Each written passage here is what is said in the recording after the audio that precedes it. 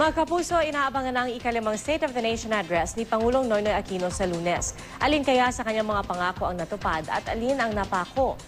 Yan ang hinimay ng GMA News sa isang serye ng mga ulat at ang unang bahagi ng serye sa aking report.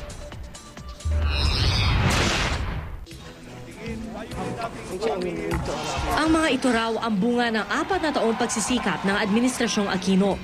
Pagpapatupad ng K-12 educational program, meron tayong Pantawid Pamilyang Pilipino program o yung conditional cash transfer.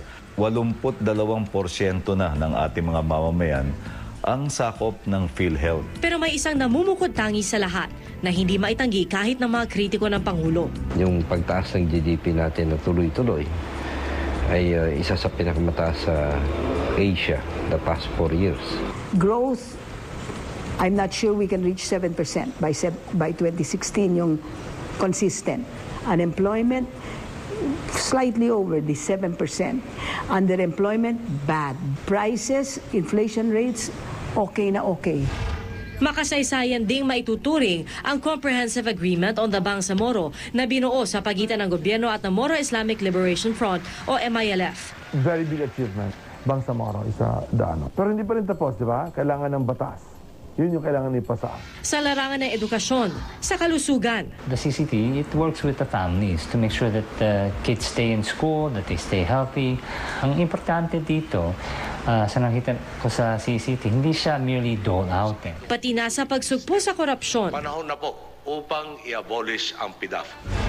Malaki na raw talaga ang ipinuntos ni Pinoy sa pagtupad sa kanyang mga pangako. Naging senyales pa ito na talagang pinupursige natin yung pagtatamo ng mga reforma. Pero sa ipinatupad na Disbursement Acceleration Program o DAP ng Administrasyong Aquino, tila natisod daw sa pagtahak ng tuwid na daan ang Pangulo.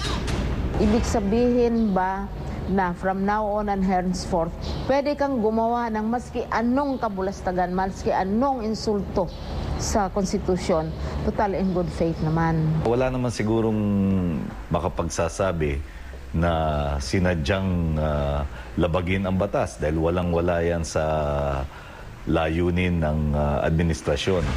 Natupad na mga pangarap o nabigong mga pangako. Paano ba dapat tanawin ang mga nagawa ng Administrasyong Aquino?